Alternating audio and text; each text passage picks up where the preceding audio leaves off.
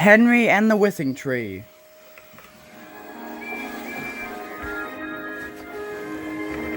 It was summertime on the island of Sodor. Gordon pulled the passenger express. It was very busy, but Gordon loved the hustle and bustle.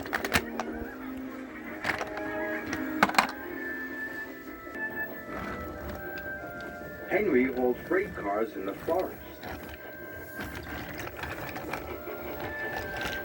He loved the peace and quiet, but he didn't see many people.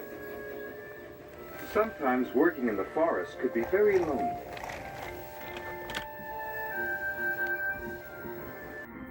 Later, Henry pulled into Knapford Station. He was delighted to see all the passengers. But Gordon was not delighted to see Henry. "Keep your smelly freight away from my passengers," grumbled Gordon. "But it's only logs," chuffed Henry.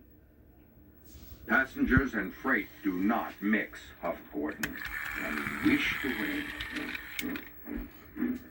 Henry watched the express leave the station. "I'd like to pull passengers," sighed Henry, "just for a change."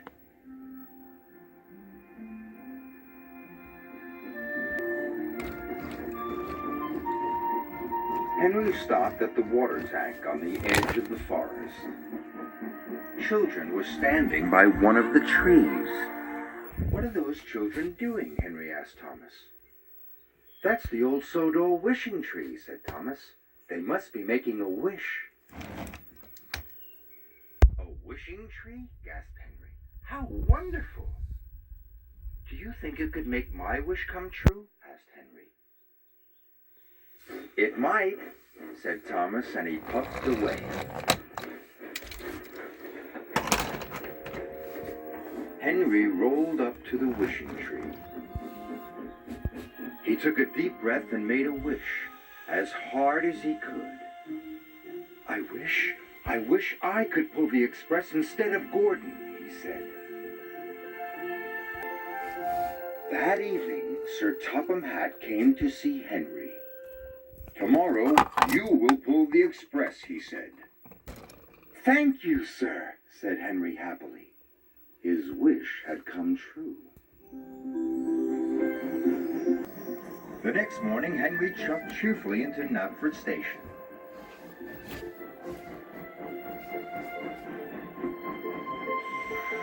When his passengers were on board, Henry blew his whistle and pulled out of the station. But Henry puffed too quickly.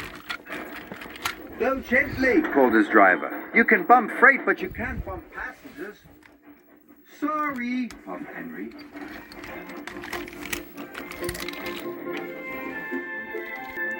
Henry puffed proudly through the countryside. "Pulling passengers is a grand job," he said. Gordon was in the repair yard. He was being fitted with a new boiler. But Gordon felt lonely. He was missing his passengers. The passengers were missing Gordon, too. They were having the bounciest, bumpiest ride they had ever had. When Henry got back to the sheds, Sir Topham Hatt was waiting for him.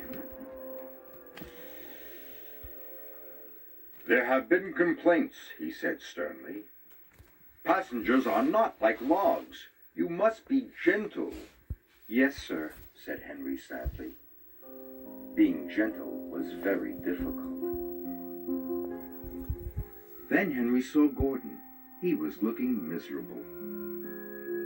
"My wish has made Gordon go to the repair yard," gasped Henry. This made Henry feel very bad.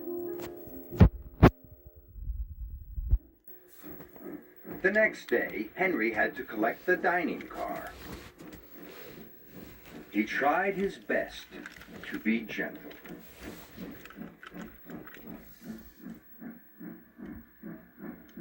But he shunted the dining car so hard, everything flew into the air. There were more complaints than ever. Henry didn't want to pull passengers anymore. He wanted to wish everything back to normal. But when he arrived at the forest, Henry couldn't remember which tree was the wishing tree. "Oh no," cried Henry. "Which one could it be?" Henry didn't know. So he decided to wish on all the trees. "I wish I could pull freight again," he puffed.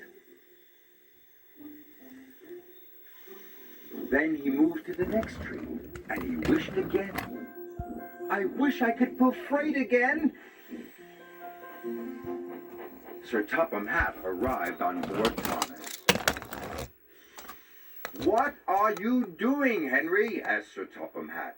"You are causing confusion and delay." Henry told him all about the wishing tree. "Wishing trees don't run railways," said Sir Topham Hatt. "That's my job. Gordon just needed some repairs. He'll be back tomorrow." Henry was delighted. The next day, Gordon came back to work. He looked as good as new. The passengers were so pleased to see him. They cheered and cheered and cheered. Gordon beamed happily for the rest of the day. Henry was happy to be back in the peace and quiet of the forest. At the end of the day, he stopped near the wishing tree. And even though Sir Topham Hatt had told him trees don't run railways, Henry wished he would never have to pull passengers ever again. Just in case.